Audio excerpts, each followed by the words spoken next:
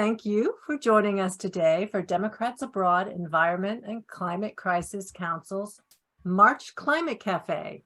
I am Dana Freeling, the ECCC chair and a Texas voter.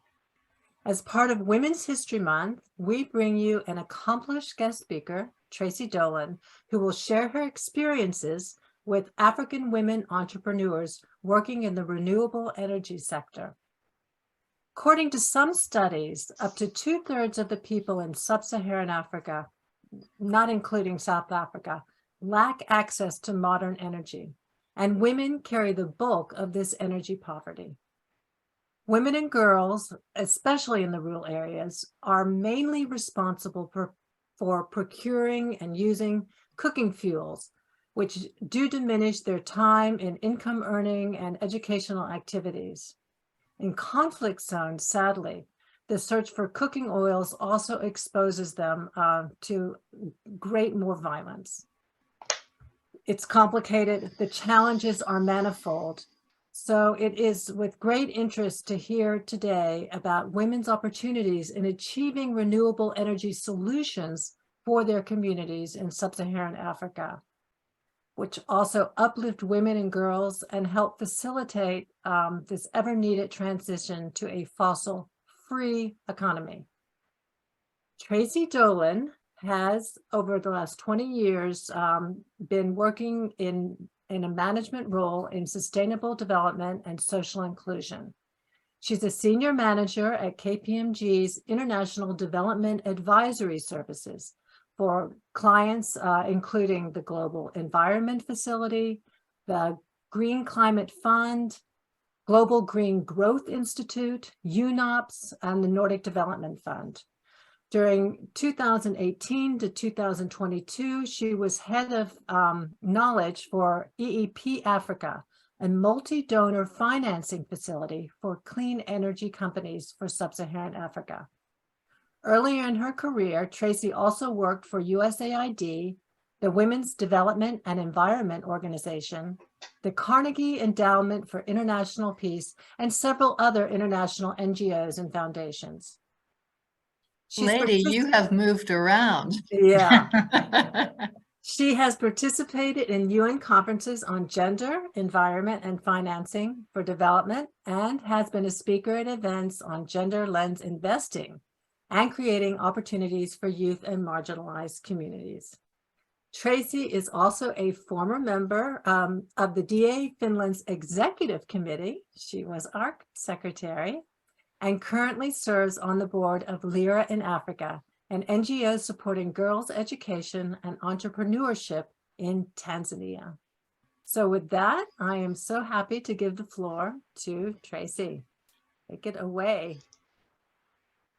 Thank you, Dana. Thank you so much for that introduction, and thank you for those of you who could join the call today, and anyone who watches this later as on recording. Angela, are you going to share the presentation here? Yeah, that's great. Thank you. Yeah.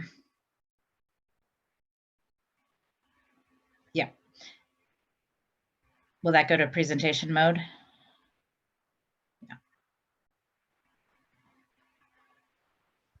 Good, thanks. So I just want to say, as Dana said, I have been on the formerly on the board of DA Finland. I'm a New York voter, currently residing in Finland. I've lived in about 7 different countries internationally over the past 25 years. I do not currently live or work in Africa, but I have been lucky enough to be working with EP Africa and Get Invest and other donors who are very active in the clean energy space in Africa. And especially over the last 5 years, there's been a huge push to fund more women entrepreneurs working in Africa on energy innovations. And I've been very lucky to meet with and work with many of these women. And I thought that this would be a great opportunity to highlight some of the success stories, some of the achievements that are happening on the continent. So much of the focus is often on the energy poverty and on the challenges which are there and exist. But with Women's History Month now in March, it's a great opportunity to also amplify the voices of some of the women who are really driving positive change on the continent. So I hope that this presentation will give you a little idea of how stimulating and dynamic the sector is, and how some of these fantastic women are really bringing revolutionary change to their communities and their countries. So we can go to the first slide. So don't worry, most of the slides do not look like this. This is just a summary overview, because I did want to provide some of the context. I am going to be talking about some of the success stories, some of the achievements, but as Dana said, it is a very challenging context that they're operating in Africa, and so I just wanted to set that stage before we go into their stories. Over half of the population of sub-Saharan Africa lives in rural areas, and 80% of them work as smallholder farmers, and less than half of them have access to modern electricity.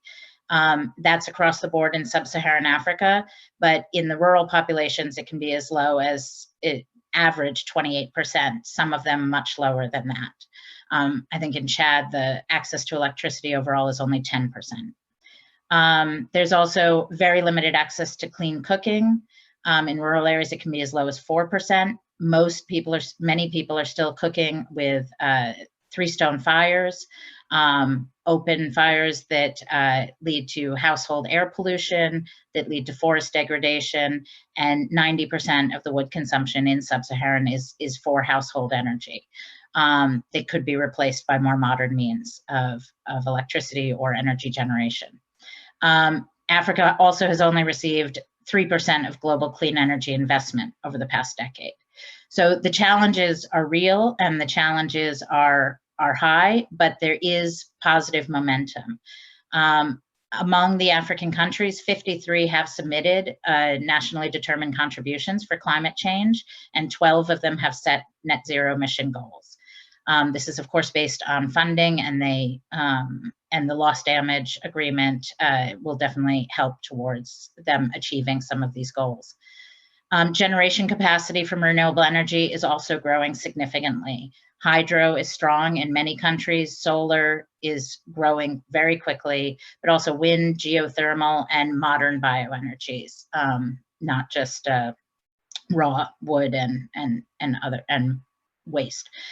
Africa is actually home to 60% of the best solar resources globally, but at the moment, only 1% of global installed solar PV capacity. So the room for growth is massive. And some of the countries, 2 countries last year, actually South Africa being one of them, installed over 100 megawatts of solar capacity just in 1 year. But it's not only limited to South Africa. That's what we hear about. We hear about their story. Actually, Angola and some of the others have been very strong, but many countries are focusing on this. So 16 countries installed more than 10 megawatts of solar capacity just last year. And actually, I think over 30 countries installed at least 1 megawatt. And 1 megawatt of solar capacity can electrify 750,000 homes. So there's also, so that's often grid energy and large solar PV plants, large hydro plants. But what's really interesting, especially for women entrepreneurs, is the rapid deployment of decentralized renewable energy, which are mini grids and standalone systems, solar home systems, or solar appliances, or other standalone like biodigesters. Sorry, I knew this was going to happen. My dog is in the background and the doorbell just rang. Apologies, everybody. One of the other things that's driving this decentralized renewable energy is pay-as-you-go business models, which are making it more affordable for energy access in rural and low-income communities. This is where they don't have to pay up front for the whole product, for the solar home system or the appliance, the solar water pump, the solar mill, any of those things. They can pay with mobile money. They can pay as they earn and as they use the appliance. And this makes it actually within reach for even very low-income populations. So this is some of the positive trends that are coming. And I can just say, in terms of installed capacity, even Burundi, which is one of the poorest countries on the continent, and I think only 13% of the population has access to electricity, EEP Africa was involved in funding a solar plant that installed 7.5 megawatts of capacity, and is funding a hydro plant that will install more capacity. So even in the poorest countries, there are positive success stories. Okay, maybe next slide. Thanks. So this just shows the kind of growth. As you can see, hydropower is and has been strong in certain countries. Hydropower is a main source of energy because of the geography.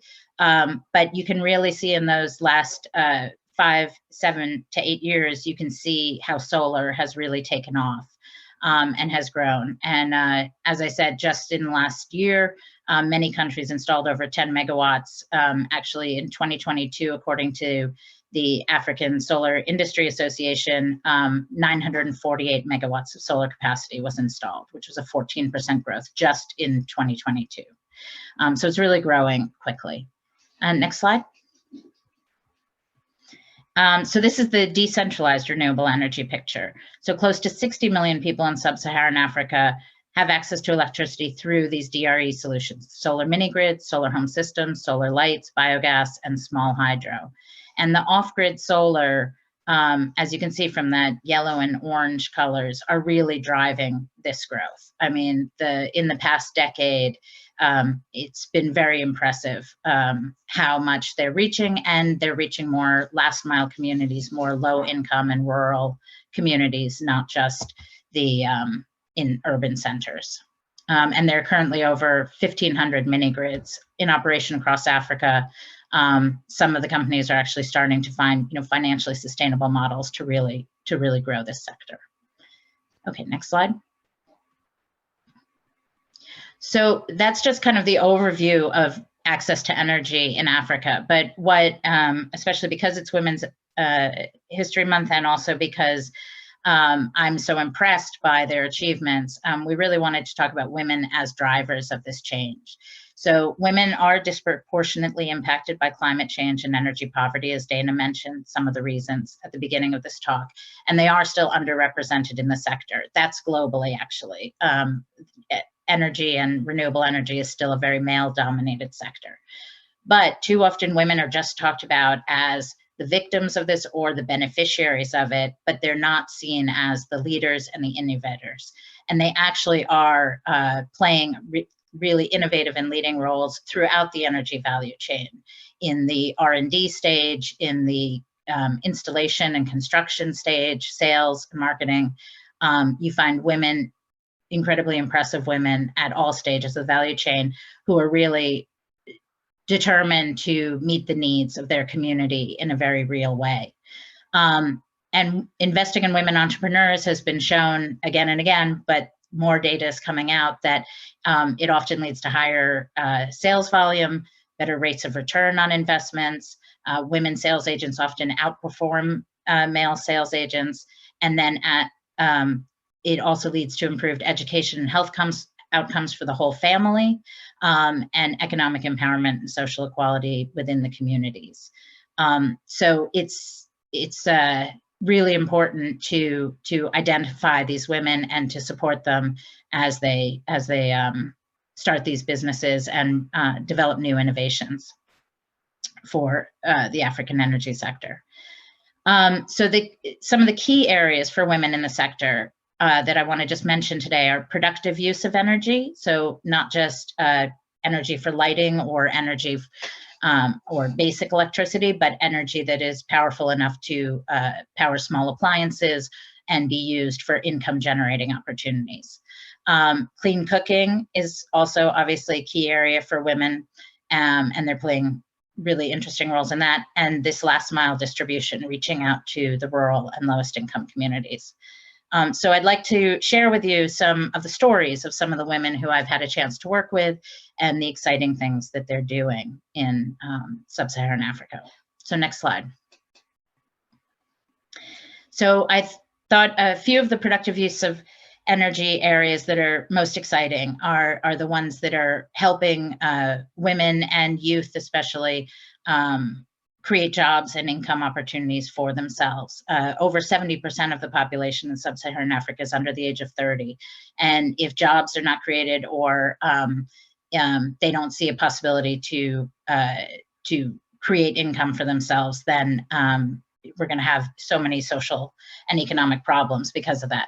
So productive use of energy is playing a key role in this. So the first one I want to talk to you about was Priscilla Sani Chimwele. She founded Wala Clean Energy in Malawi in 2018. She actually worked for almost a decade for the UN. She worked for UNDP and UN Women in Africa, and had worked for the German Development Fund and had a good career. But she wanted to give back to her country. She saw the needs in Malawi and she saw the challenges, and she wanted to do something more hands-on, more on the ground. So she left the UN and she founded Wala Clean Energy. And Wala is distributing pay-as-you-grow, it's a play on pay-as-you-go that they use, for solar irrigation, water pumps, and agricultural processing equipment like solar mills.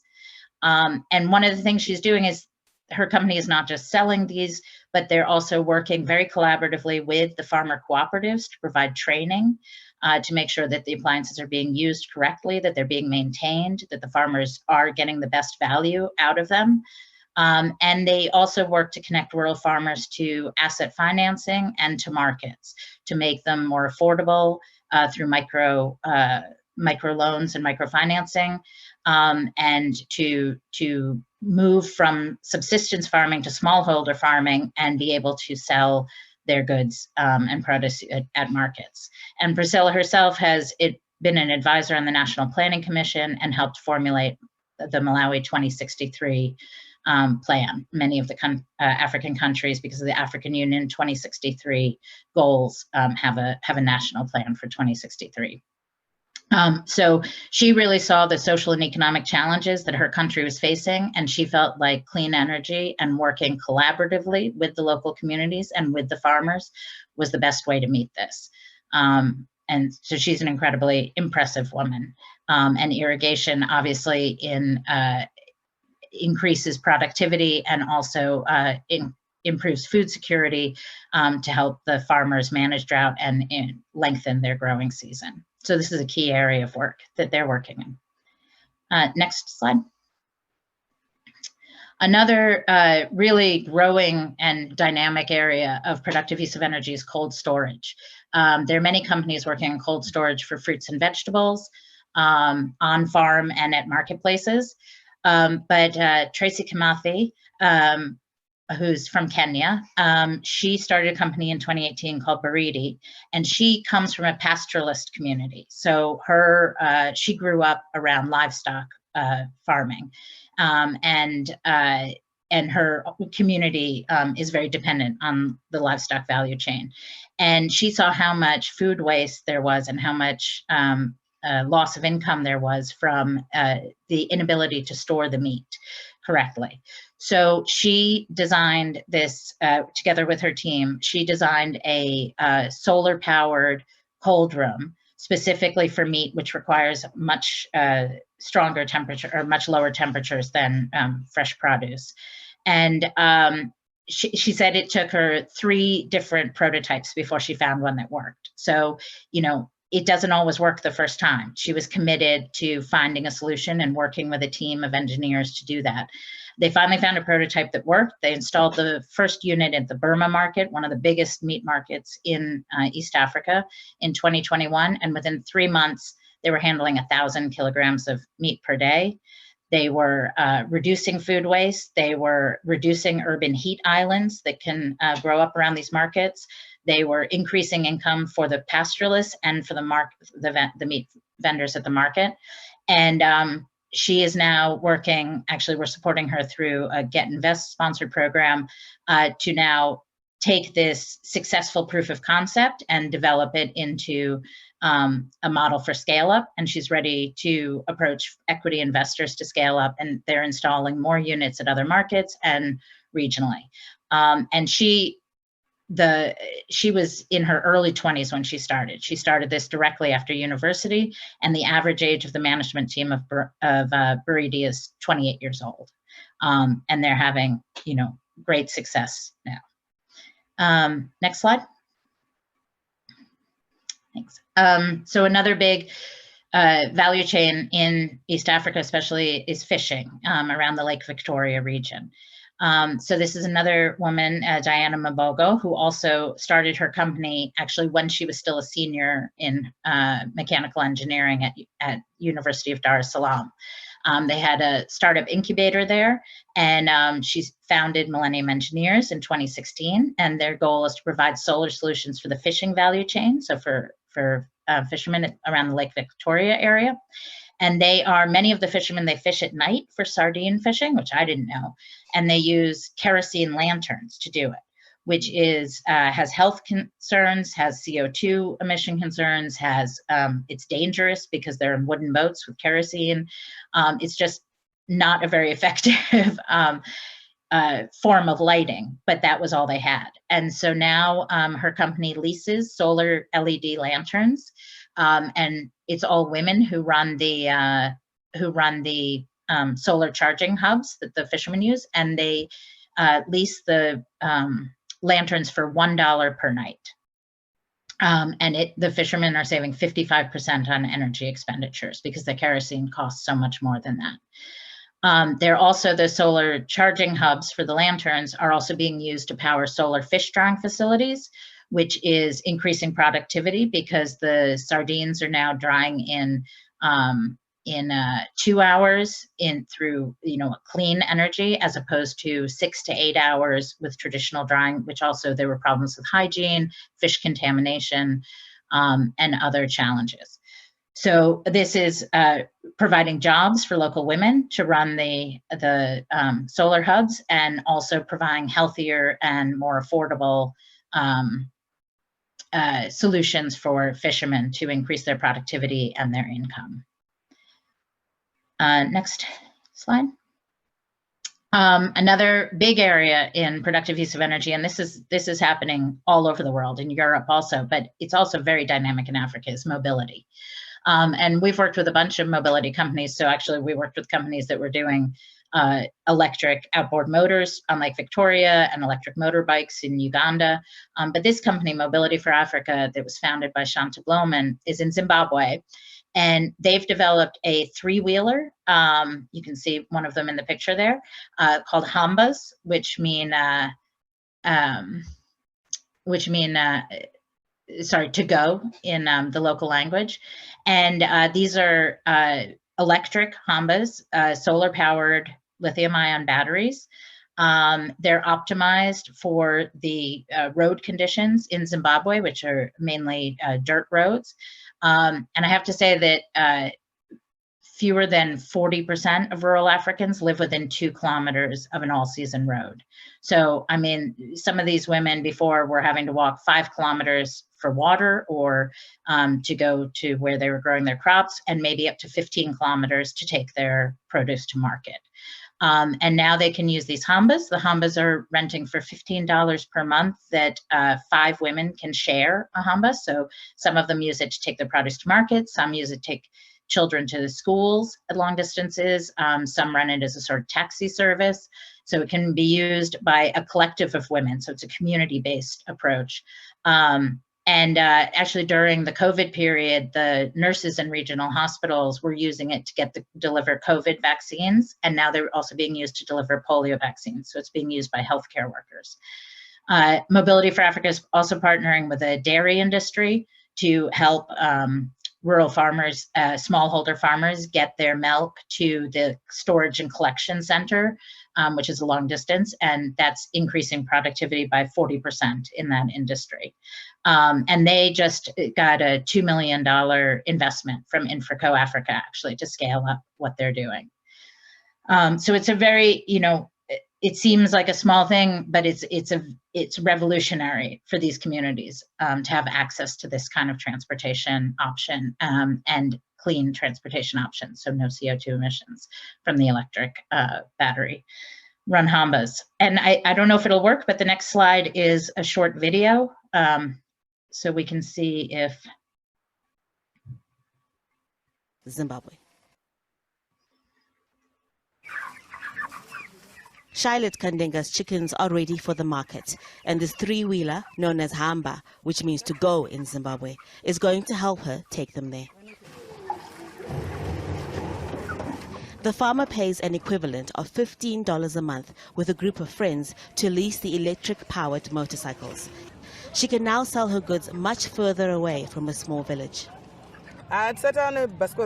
Before I got this bike, I couldn't come this far. Now I sell my chickens and vegetables at a business center that's 20 kilometers away. I can get more customers here and more money, even carry more goods. The bikes are being tested by a local startup that's leasing the motorcycles to women in the community. Our aim was to bring green mobility solutions to women in rural communities because we noticed that women are underrated and they spend most of their time doing the household chores instead of making money and improving their incomes. So we thought that if for the pilot would test with the women to see if they are going to improve their livelihoods and if our product is durable to be used by many other small-scale farmers. The solar-charged lithium-ion batteries the bikes used are charged in here. This is a solar charging station. 18 batteries can be charged in here at the same time. On a good day when there's lots of sunlight, it can take about 7 or 8 hours to charge a battery. So in the community, whenever someone has a flat battery, they just come in here and swap it for a fully charged one. The bikes, made in China and assembled in the capital Harare, are proving useful in communities with no reliable public transport or tarred roads. Passengers call or send a WhatsApp message to schedule pickup times. The drivers say they can make up to $8 a day transporting people, money that helps make them more financially independent in Zimbabwe, a country where jobs are scarce. Haru Mutasa, Al Jazeera, Wedza, Zimbabwe. Wow. Thank you. Yeah, and if you go to the Mobility for Africa's website, they have many more videos like that. That one was from 2021 during the pilot stage for the project. And as I said, they've already gotten investment to scale up. And one of the great things about the battery swap method is one of the problems with off-grid solar is e-waste, electrical waste. And so you have solar home systems and batteries now that are not being disposed of properly in the countryside, and that's a growing concern. But when you have this hub model and this battery swap model, then you have more control over that, and the organization can make sure that the batteries are recycled and disposed of properly. So that's a really exciting initiative, and we can go to the next slide. So those are some of the key areas of productive use of energy that I thought would be nice to share with you, and some of the women working in the sector. And in the interest of time, I didn't go in as in-depth on clean cooking and last mile distribution, but I did want to highlight a few of the success stories in those areas as well, and happy to speak more during the questions. But so clean cooking, I think we all understand that the challenges for women and families in terms of health, in terms of time spent collecting firewood, in terms of lack of productivity when you don't have access to modern cooking methods. So these are two companies that were founded by women, and a third that was actually founded in Mexico originally by a man, but the East Africa division is run by women. So the first one, Energy Investment, creates biomass briquettes from locally sourced agricultural waste. And the briquettes are much more fuel efficient than raw wood or raw waste, and much cleaner, significantly less CO2 emissions from them, and less household air pollution. And Energy especially works with industrial broilers to serve schools, restaurants, and small businesses, because even schools were using open fires to cook school lunches and things like that. So we're working with them right now to scale up. They're in Arusha, Tanzania, and they're looking at scaling up their operations. Makuru Clean Stoves was founded in Kenya by a woman, Charlotte Magai, who is just such a dynamic person. Her story is on her website. She became a mother at 16 years old, and her daughter burned herself on the fire when she was cooking, and it inspired her to move into this space. And they are producing affordable cook stoves made from local waste metal. And it's women are involved in the design, in the R&D, in the production, and in the sales throughout the whole value chain of the company. And the cook stoves burn either biomass briquettes or ethanol. They have ethanol stoves now, and they've sold over 250,000 of them. And Charlotte and Mukuru won the Earthshot Prize, $1.2 million in 2022 that Prince William and Kate, or whatever his title is now, awarded. So that was really exciting for her and for the company and its growth. And then biogas is also a growing sector. Sistema Bio is a company that was started, as I said, in Latin America. But when it moved into East Africa in 2017, it was led by a woman, a Dutch woman at first, and now it's headed by Madrid Maina, who's an engineer from Kenya, who started as their technical operations manager and is now taken over as managing director for all of East Africa. And they're installing biodigesters for farmers with as few as 2 cows, but they're modular, so they can be added onto and go up to 200 cows. And then the biodigesters produce biogas for cooking and thermal energy to heat water, and also mechanical appliances. And it produces organic fertilizer, and it's all from the manure from the cows. So the woman in the picture is sitting on one of the biodigesters. And if we go to the next slide, because before I worked in clean energy, I didn't know a lot about biodigesters, so I thought some of you might not either. So I just stole this from their website that shows one biodigester, and as I said, for as little as 2 cows. And the manure from that turns into biogas for a cook stove, it turns into thermal energy to heat water, and it turns into mechanical energy for farm appliances. And then it also, the waste from it creates biofertilizer. So this is, they go out and they install and train the local farmers on how to use this. And it's also similarly, connects them to financing, microfinance to afford it, and has a payment plan that makes it affordable for farmers. So next slide, that's some of the clean cooking ones I thought I could highlight for you. And then the other sector I talked about was last mile distributors and distribution, because it's one thing to reach people in urban or peri-urban centers, and it's another thing to reach people in the really rural and remote communities. So these are a couple of the companies that are all women, two women-led and founded, and again, one that's international, but has a strong gender leadership in Africa. So Yellow is a company that was founded in Malawi. They sell solar home systems. It was co-founded by this woman, Maya Konya Stewart, and just in the past 5 years, they have raised over $8 million in equity financing. They have over 1,000 sales agents now in 4 countries. They're operating now in Malawi, Rwanda, Uganda, and Zambia.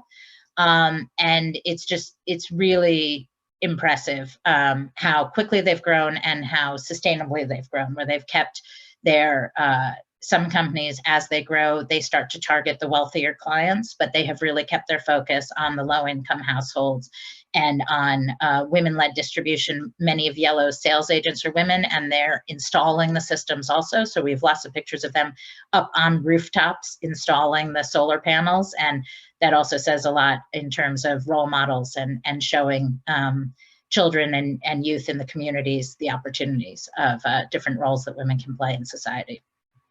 Another company in Zimbabwe, this one is PowerLive, was founded by a woman named Sharon Yeti. And she also sells solar home systems, but along with that, they're modular systems. So she sells productive use appliances to go with it. That includes water pumps, hair clippers, refrigerators, things that can help women not just support their family and household needs, but start small businesses and small enterprises. Women's empowerment is a core goal of the company. She's talked about feminist electrification of Africa. And so many of the women sales agents, from the income they've earned working for PowerLive, they have started small businesses and are now employing others also and creating jobs. And again, focusing on last mile and rural communities and low income customers. And then the third one, Jaza Energy, was founded by a man, a Canadian man, but it was started in Tanzania, and they have a very strong focus, strong women leadership throughout the company, but also they run solar energy hubs in rural communities and off-grid, very remote communities. And all the solar energy hubs are run by women. They're called Jaza Stars, they call them, and they're usually local women, young women from the local community who are trained up by Jaza. They have a very intense training program and support program for the Jaza Stars. And the solar hubs rent out battery packs. So if somebody doesn't want to have a larger solar home system, they can get this battery pack through a battery swap model, similarly to the transportation option we saw. And the battery packs can electrify their house, but it can also electrify small businesses. Now, I know there's another video actually about Jaza Energy. So BBC and World Energy Council selected them as a focus of their humanizing energy. It's a couple of minutes long. I don't know how we're doing on time, Dana, whether it's okay to show it. I only have like 2 slides left after this. Okay, so maybe we could watch this because I got to help them create this video, and I love this project. I love this company.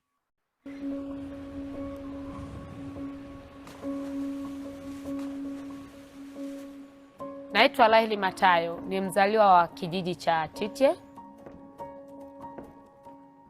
Wanawake wa Kigoma wanapitia changamoto mbalimbali. Changamoto mojawapo ni kwamba jamii haiamini kwamba mwanamke anaweza kufanya kazi.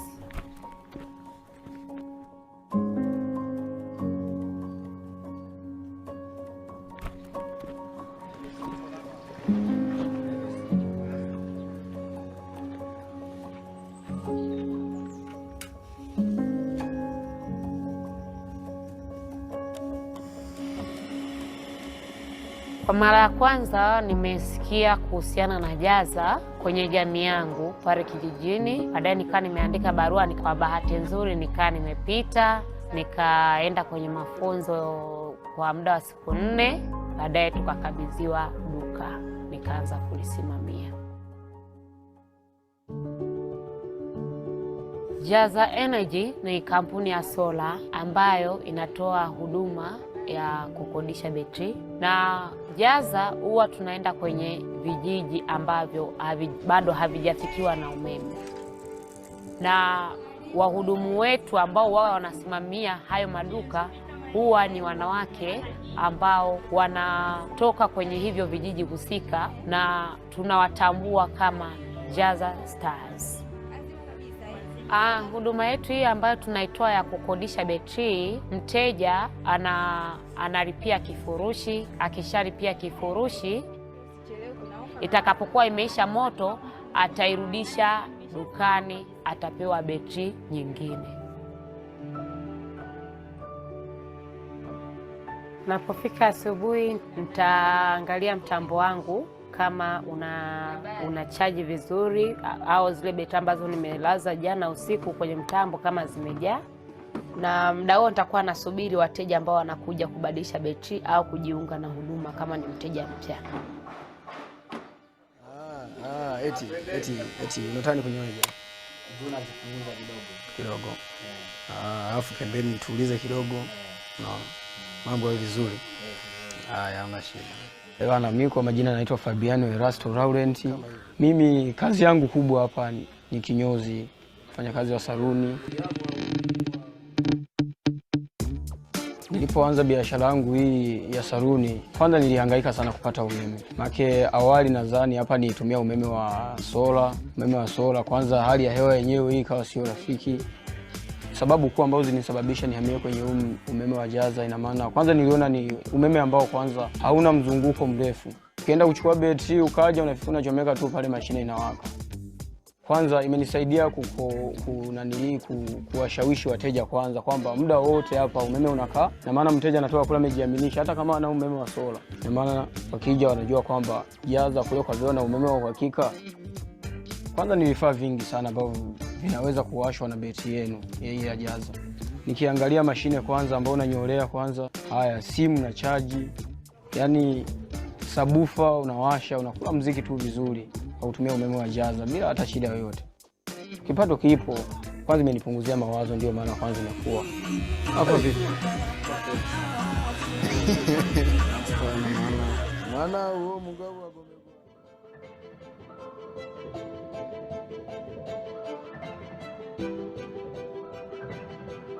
Nilianza kama Jaza Star, baadaye wakaona kwamba jamii ikaona kwamba ameenda sasa hivi anasimamia maduka vitu yani imebadilisha sana muonekano.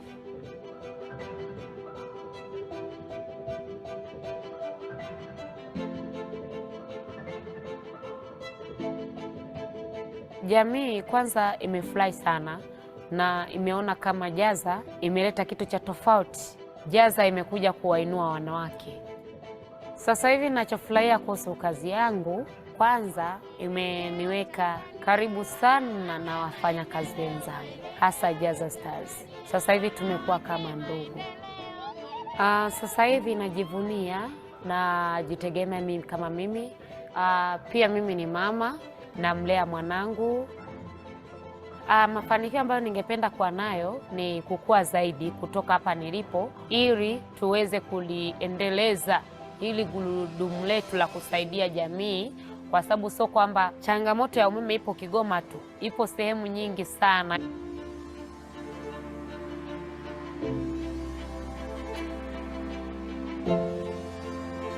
Okay, great. Thank you. Sorry, that was a little long, but I think it's such an empowering story, and that was filmed in summer of 2020, and they had 63 hubs at that point, and now they have 89, and they're looking to expand to Nigeria now. And so it's just creating opportunities and empowerment for local women and giving energy access to some of the poorest communities. So if we go to the next slide, that's it in terms of the entrepreneurs that I wanted to highlight. So just again, some of the key factors, for supporting women-led SMEs is education and training. A lot of these companies are providing on-the-job training, but also connecting with universities. Strathmore University in Kenya is a huge hub for clean energy. The Millennium Engineers, she started with a startup incubator at her university. So that's really key. Networking and mentorship for women and youth is also important. Some of the organizations, I put up some logos there of different organizations that are financing women entrepreneurs or working with networking and mentorship, or organizations in the clean energy sector that are supporting SMEs in general. But early stage financing so that they can prove their concept, so that they can test and pilot and try those prototypes and find proof of concept in a model that works. And then financial inclusion for the customers, so that pay-as-you-go business model, micro finance and asset financing, so they can purchase the solar pump, or community-based approaches where several farmers purchase a Hamba or a solar pump together, is really key to make sure there's demand for the products.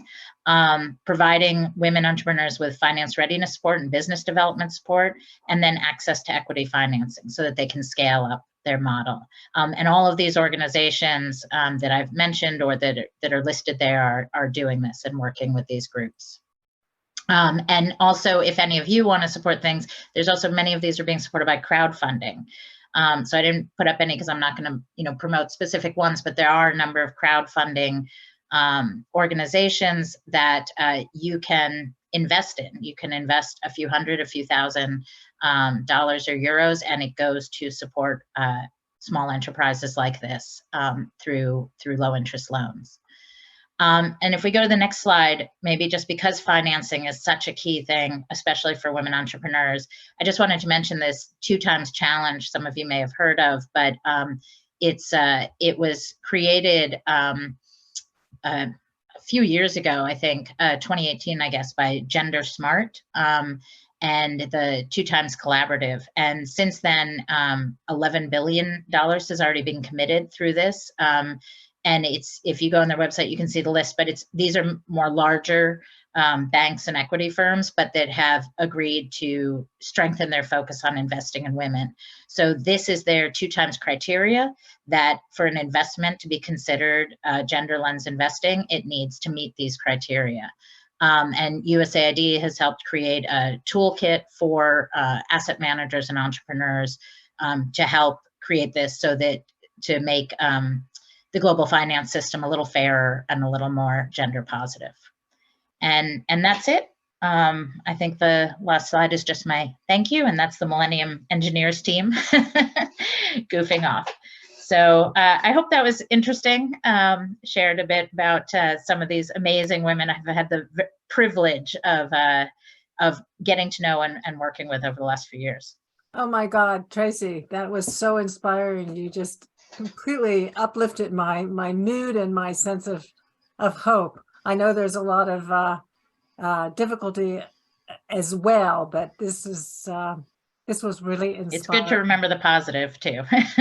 It's also good to remember the positive. I would have a lot of questions, but I suspect that other people do too. So if you would like to inquire about anything from Tracy in the good old DA tradition, star hand up, or you can write your question in the chat box. Does anybody have any burning inquiries?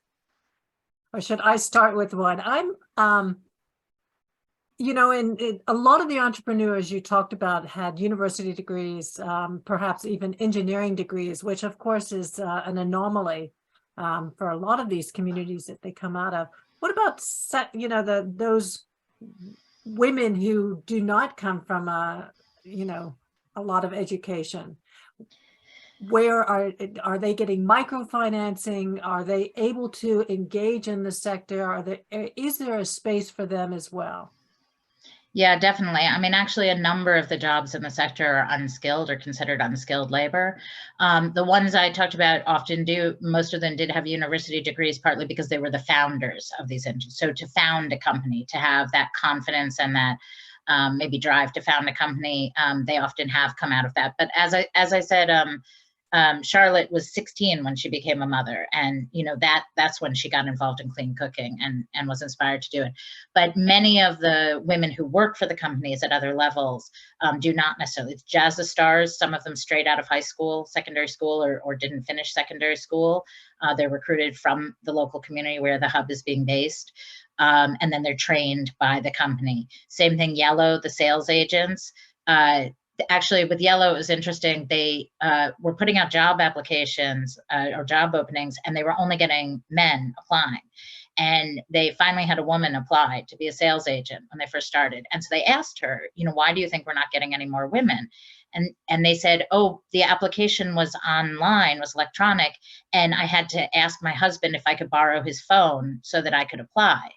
And none of my friends have phones, and they couldn't do this. And so actually they used part of some grant financing they had, Yellow, to do a whole digital inclusion set of meetings where they held trainings on finance and management skills for women who did not have university degrees. And they gave out mobile phones to many of them. As some of them they recruited as Yellow sales agents, but they gave to something like 10 times more than they actually recruited. They, at the end of the training, they presented them with a mobile phone. And many of those women went on to start their own small businesses, sewing shops, or, you know, just, you know, hair clipping or things like that. So, and as I said, many of the Yellow sales agents have used their income from Yellow to then start small businesses. One has started a taxi service and has 2 employees driving motorbikes as taxis. Wow. Another started a small kiosk. So there is a ripple down effect, and the ones who even if they're only earning commissions from some companies, a sales agent, that amount of income not only helps them send their kids to school, provide for their families, increase their own, lifestyle, but helps them start small businesses and support other women in the community and create more opportunities for youth. So yeah, the founders often do have university degrees, but many of the women in the sector do not. And that's where the training and the mentorship really comes in. Fantastic. I see that Mary Ellen put her hand up. Would you like to unmute? And you're muted, Mary Ellen. Hello. As we know, so many communities in sub-Saharan Africa, the big challenge is electricity. And I was wondering, these companies that do the rechargeable batteries and run the hubs, do they rely totally on solar, or do they have to have some accommodation with the local government electricity suppliers? No, most of them rely totally on solar, most of the ones I talked about. There are others, I know of some, like we supported a electric taxi company in Nairobi, all electric taxis. And one of the things we supported was for them to create a solar charging hub. But before that, they had been using grid electricity. And in Nairobi, it was fairly stable. But even in South Africa, which is very heavily electrified, you have the rolling blackouts and you have, unpredictable electricity. So no, many of them, especially in the off-grid sector, they're relying solely on solar. It's one of the issues with mini grids is that mini grid developers, if the national grid expanded to their area, they weren't being fairly compensated to connect to the grid, or their mini grid wasn't aligned with the national grid. So that is an issue of knowing what the plans are from the national government for grid rollout. But some of these, actually Jazza Stars, some of their customers are connected to the grid, have access to electricity, and they still come and get the battery because it's more reliable. Yeah. Good. Thank you. Thanks. I think Courtney has her hand up. There's a queue. Claire is next. Yes, Yeah, Claire. Thank you. Thanks very, very much. That was really beautiful. And I want to just share that I feel like I've learned something about my own ignorance. And I would like a comment from you. And I was especially, just like seized by the to-go electric, the Humbus, the electric vehicles. Yeah. And living in a big city with perfect public transport, and I don't need to use a car, so I'm just like not really aware of what people who have big cars think they need, and the solutions that are available in places like the countries where you presented solutions here. And I'm just wondering, can you say something about consciousness raising for those of us beyond these contexts?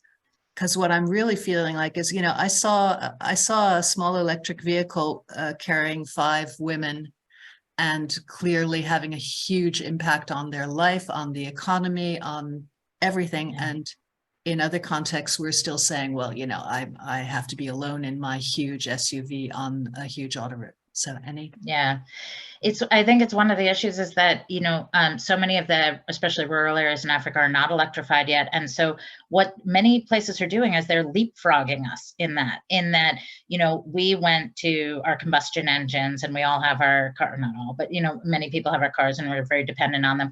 And now many people in Europe are struggling with, I should switch to electric. Are there charging stations? Will I be able to manage with an electric vehicle? And they're going from sort of nothing straight to the electric vehicle. And it's more affordable, it's cleaner, it's better for the environment, and it functions well. I hear, again, in Europe, I hear people say, well, I live in Finland. And so people say, I can't have an electric car, it gets too cold in Finland. That's fine. These electric, the technology has advanced so much that it can handle, whether it's the cold of the Arctic here or whether it's the rough roads of Zimbabwe and the heat. They can really handle these things. And I think there needs to be more awareness of how big a difference what can seem small is. I didn't talk about it because it's not women run, but one of the companies that's doing electric motorbikes in Uganda, in Kampala, motorbikes are used as taxis, often bodabodas in East Africa. And switching to electric motorcycles is going to have a dramatic impact on the pollution in the city and on the income of the drivers. The electric vehicles don't need as many repairs. They don't need oil changes. So it really has a dramatic impact, and they're developing these solar charging stations, and they're moving outside of Kampala now and developing solar charging stations between Kampala and, I'm blanking on the city, but a city about 200 kilometers away. It's another main city along the whole route. So it's just these things that seem maybe 10 years ago seemed pie in the sky to many people are in reality happening and being developed. And it's not just in wealthy nations that we're having this discussion about electric mobility. Like, this is actually, China actually outlawed diesel motorbikes a number of years ago, and they only have electric motorbikes. So some developing countries that are seen as much poorer and much less developed than ours are actually ahead of us in some ways in terms of their thinking about what the possibilities are and what the opportunities are, and how they're going to develop and advance. And I think it's one of the reasons why I like to talk about the positive stories, because I don't want to negate the challenges. There are massive challenges, but there's so much young, fresh dynamism and optimism and innovation happening all across the African continent. And I think, especially in the US and in Europe, we don't think of Africa that way if we haven't had the privilege of experiencing it. So. What a great response, Tracy. And I think we're going to get on to another question, but I just have to add, when you think of the amount of emissions worldwide that Africa pollutes the rest of the world with, vis-a-vis, you leapfrog the whole fossil fuel stage of development, and yet they bear the brunt of climate change, of the impact. Yeah. Of the impact. It's really, it is unfair. But we have Angela waiting in line to ask a question. I'm sorry to take any more time. That's okay. It was a great presentation, very informative. I had a question. In America, the rural communities face some of the same problems, that they have in Africa. Is there anything like that in America, do you know, that people can participate in, Yeah, I don't actually know. I mean, we do have grid saturation in most of the US. I mean, most people do have access to electricity, which is a lot of these particular companies are focusing on, but definitely, like, switching outboard motors for fishermen from diesel to electric is something we should absolutely be doing in the US as well. And I'm sure there are small companies doing it, but I don't know if there's a trend or a wave. I think, and Dana, you would know this more than me, but I think in the Inflation Reduction Act, there is some stimulus for transitioning to more cleaner energy sources for small businesses or for households or businesses. So there might be some impetus there. The U.S. Postal. Yeah. And some school buses and some cities are moving more towards electric energy. But like biodigesters, as I said, I put up that graphic because I didn't really know that much about it before I started working with this. But I mean, do our farms in the US use that technology? I mean, it's great. It's why just have the manure go to waste when you can get all of that out of it? And that's part of the circular economy too, this idea of not just using and disposing and having a linear production cycle, but reusing and reducing and recycling and making sure that you're using every part, agricultural waste for biomass briquettes, that everything is being used and reused to maximum so that you're having as little unproductive waste being generated as possible.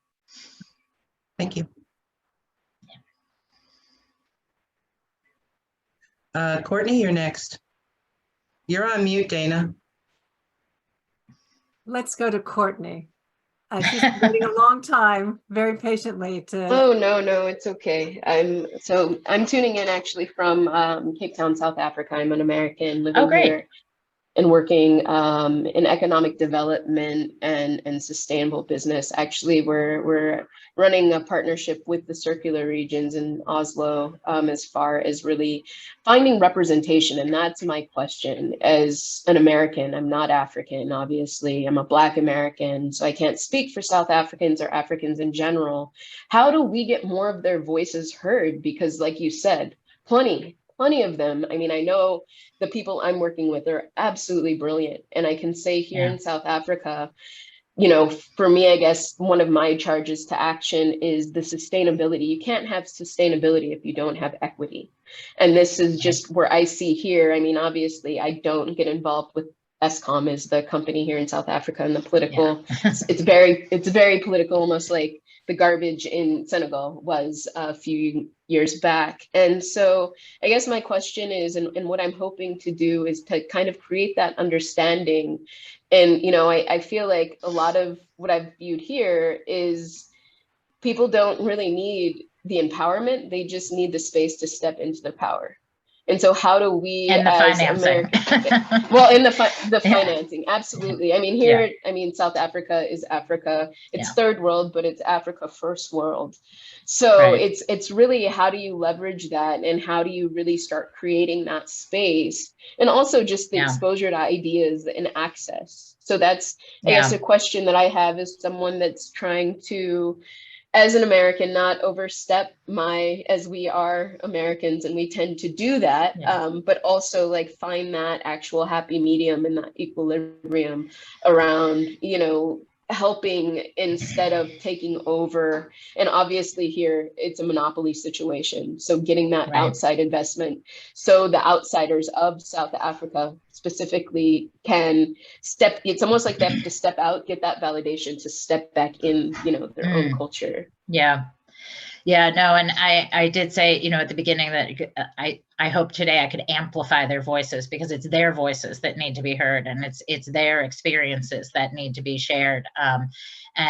Just through my involvement with DA, I hoped I could amplify that. But I think representation is incredibly important, and having more women and more, you know, local entrepreneurs, both men and women, involved in decision making. I mean, you still have, you know, at the national level and certainly at the international level, it's still a lot of, you know, white men. Sorry, white men who are on the call, but it is, you know, and it drives me crazy when I see a panel discussion about energy access in Africa and it's like 10 white men, you know, up there, and you're just like, come on, people.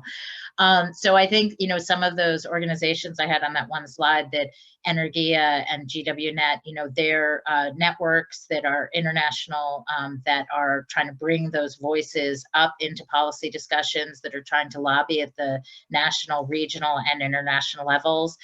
Some entities are better than others. SACRI, the SADC's Renewable Energy and Energy Efficiency organization, has a great youth entrepreneurship program that is supporting young entrepreneurs in the renewable energy sector throughout the SADC region, so the Southern African Development region. So they're doing a great job with that.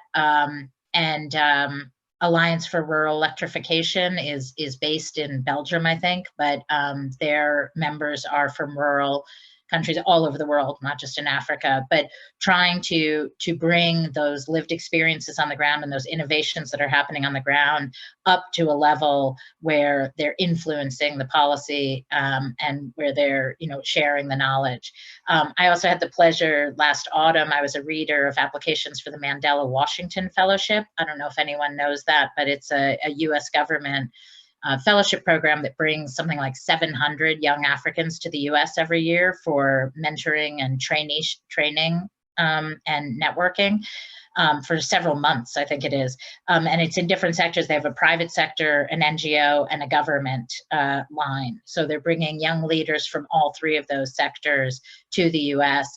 And so I got to read some of the applications and comment on those last year, but I've worked with and met so many people who did the Mandela Washington Fellowship, and really felt that gave them a new level of confidence to speak up and to participate at a higher level than they had been before, and realize that what they knew went way beyond their community, and had they had a voice, and an important voice in different forums, and to use that. So I think more opportunities like that, and more programs supporting through networking and mentorship, and getting more women involved on the councils and the planning committees that are doing this, or Priscilla being involved in the National Planning Commission for Malawi. I mean, she really helped shape the Malawi 2063 national plan. And she had experience working with the UN, so she had that confidence to do that. But now, she's bringing more women up with her. So anything we can do to help foster that, I agree. Maybe we should put you two in touch. I just asked. Yeah, I love Cape Town. I'll come visit you. Come, please, please. All the hands that we can get, we need. I guess not to take the floor, but just to ask one more question. So one thing that I've also come up against with American companies here is that they're not even in compliance per se with South Africa basic rules. I'm not new to, I was in Madrid before, where that DA is very much different. Priorities are much different, but now that I'm affected by this, if anyone can give me also some guidance in how to start kind of creating that space for accountability, that would be also amazing, because as I've started looking at different programs to partner with, they're not in actual compliance for South Africa in a lot of the policies that are already here. So I don't know if anyone can shoot me in that direction. I've spoken with people at the consulate, but it doesn't seem to be going so far. So if anyone has any guidance, that would be awesome as well. Sorry, what kind of standards or policies are you speaking of? Well, one big one is, it's called Broad-Based Black Economic Empowerment. It's actually why I moved to South Africa, and it's how they started integrating post-apartheid. And it's basically, it's so sophisticated. I mean, it's quite complicated. It goes along the lines of ESG, and there's actual different criteria that you meet in the way that you're actually integrating. And because the monopoly still exists here, people don't realize that in corporate South Africa, that wasn't included in Truth and Reconciliation. So this was an attempt to make it happen. But what I've found is I've started looking and better understanding BEE, and my actual partner is an expert and wrote a lot of the policy of BEE over the years. It's embarrassing, because a lot of the American companies don't even pay attention, and neither does the consulate or the embassy actually, and they could very well be participating in that, which is really interesting to me, because it goes along with trade and a lot of the other opportunities that are here in South Africa. And I just don't know where to go or who to talk with to, try and start figuring it out. And a lot of it also goes with the transparency. I don't know if you all are aware of the state capture that happened. So there is a major lack of transparency and accountability that I've actually am putting together a report right now about how that has a real impact as far as South African American relations go. Is there an AmCham there? There is, and guess who's not compliant? Yeah.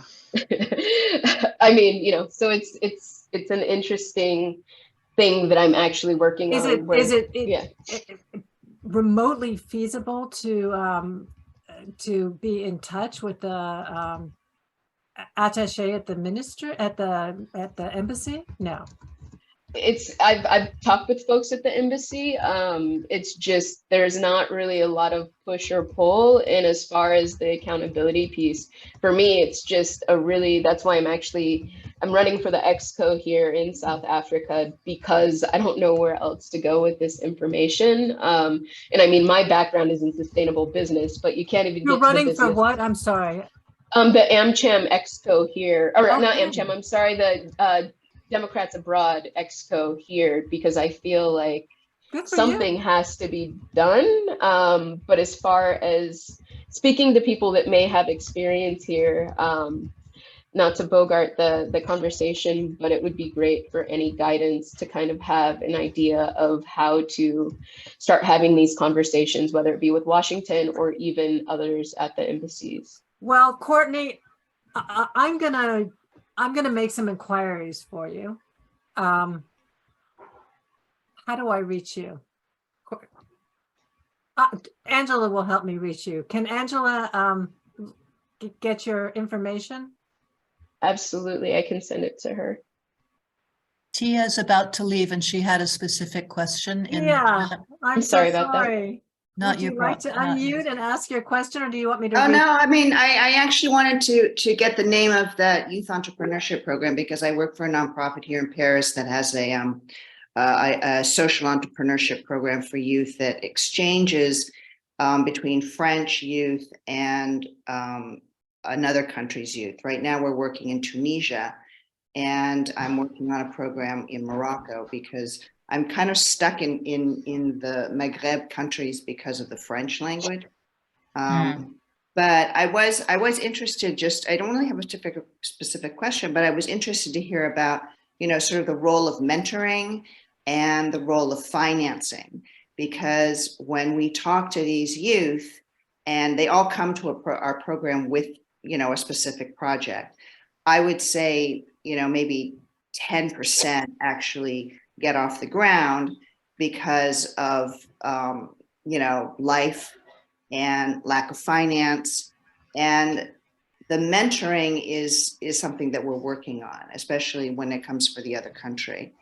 And so I was kind of curious about sort of the seed money and the process that these people in rural countries, rural parts of Africa who, I don't know what kind of resources they have. I think that they, resemble some of the youth that we talk to. Yeah, I mean, to be honest, many people are unbanked in Africa. They don't have bank accounts. They don't have credit ratings. They can't get a loan from a bank or private equity at the start. And so grant financing is still important in this sector to develop that proof of concept and get those pilot stages done. So donor funding or public funding, whether it's, national grant programs or international grant programs, it does still have a key role to play here. But another project I didn't talk about, but a group called Tiny Totos in Kenya wanted to stimulate clean cooking and health among women in Nairobi slums, and was trying to figure out how women could wanted to do some financing, asset financing, so women could buy clean cooking fuels and clean cook stoves. And but many of these women didn't have a credit rating and they couldn't go to a bank. So they did something really interesting. They partnered with informal daycare centers because many of these were working women, and they used these informal daycare centers that are in Nairobi in urban centers. And so they partnered with the daycare centers and they used the women's payment of the daycare fees, which are not huge, but it's a business, and so they pay fees for it, and a track record that they had paid that consistently and on time to develop a credit rating for them within the Tiny Totos. And they had a whole model, and they partnered with a clean energy company that accepted their credit rating to provide the clean energy appliances to the women, either at a zero down payment or very low down payment, and a pay-as-you-go plan. And so, that's a very simple thing that these women were working women, working mothers. They were paying fees, they were responsible, but they didn't have any proof of that. They didn't have something. And so there are lots of different ways that financial institutions and local financial institutions are trying to understand how to develop a credit rating for unbanked or for very low income households to help them get access to financing. But in terms of the type, but that's more for like purchasing a piece of equipment, but the type of financing needed to start a business, oftentimes it starts with a grant or starts with some sort of startup business hub. There are a lot of technology incubators and business hubs in these countries. So I would say they should look for those types of opportunities. But once you have a pilot, once you have proof of concept and some of the data showing there's demand for this product is reliable, this product works, then you can go to the equity investors, including crowdfunding, which can do small loans. And then, even if you're not ready for the 500,000 or 1 million loan, a 5,000 loan can get your business off the ground. Yeah. That's sort of what we've been telling them. Yeah. I have one more question I'd like to ask, if I can jump in. And it's not something that you touched upon, but I know it's a very serious issue of the lack of electricity, and it's how that impacts violence against women and in sub-Saharan Africa. And I know that there have been solar solutions to helping, you know, if you don't have plumbing, you need to go out to use the restroom at night, or you need to come back from the market, or whatever it might be. Or collect firewood, or walk 5 kilometers to get water from the well. Yeah. And I know that there are solar solutions that are emerging in different areas. Have you had any exposure to this and any involvement in specific enterprises? Not specifically rated to safety, other than the byproducts of just having solar lighting creates a more safe environment, or having access to transportation creates a safer environment. We have done work with solar power or renewable energy power for healthcare centers to improve health outcomes and electrifying, rural health centers. But some of the just client stories, when we've done interviews with the individual clients, this comes out very much of, people who get a solar home system. It's not just that they then have lighting in the evening so they can study, past sundown without using kerosene or candles. Some are starting with candle, but it's also that their house is safer if it's lit. People have set up solar home systems, even because with the battery packs, they can work in the evening, and set up solar home systems to have outdoor lighting. One farmer who was interviewed kept having his chickens stolen, and he set up motion sensitive, outdoor lighting, so that the lights came on if somebody walked into his yard. Just those types of things, that having access to not just, one LED lantern, but a solar home system or a battery pack like Jazza, or, something that can power a little more than just one light bulb, gives you access to all of those things. Having a radio, being able to charge your phone. Some people were walking 5 or 10 kilometers to charge their phones at a neighbor's house. Being able to charge your phone and having your phone live whenever you needed it, in case of, somebody, you were put in a dangerous situation, is also part of safety. So I'm sure there's solutions specifically geared towards that, but we haven't worked with those specifically. So it's more the byproducts of just having access to reliable electricity. Yeah, I know that you have focused on women entrepreneurs and what they're doing, but of course, women also benefit from different types of renewable solutions where there are other challenges. Does anybody else have, our time is growing short. This has been amazing. Does somebody else have another question or some aspect of an issue you would like to explore with Tracy? While you still can. Tracy and I both live in Finland, and in fact, we are old friends. It's been a great pleasure to have her here today. And I have to say I have a plug-in car, and it doesn't work so well in the Nordics. It gets cold, and we get, maybe 50% of the time, the charging time. Yeah, but the especially battery power length, it's increasing. The batteries now compared to 3 years ago or 4 years ago is almost revolutionary in terms of how much charge they can hold, how quickly they can charge. It's really, we're at that tipping point, or we're just past the tipping point, where electric mobility doesn't become just some exotic thing that, a few people have, but that is really going to be, I think, the main mode of transportation for all of us globally. Hopefully. In the coming years. We have to stop burning fossil fuels everywhere. Yeah. So, well, thank you very much for having me. It was nice to be able to share some of these stories. As I said, I just want to amplify their voices and try to help share some of the positive stories that are coming out of your these countries. presentation was really illuminating, and if it's okay, we would like to include it on the event page for people to access. And I tell your friends about this talk.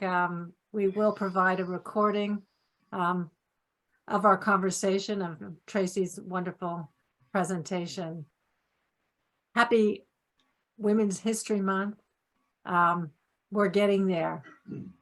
One step in front of the other, one step back and two steps forward. It seems, at least this year. So enjoy the rest of your day or your night, wherever you are calling in from. And thank you for joining us this month for our Climate Council. And we look forward to seeing you in April.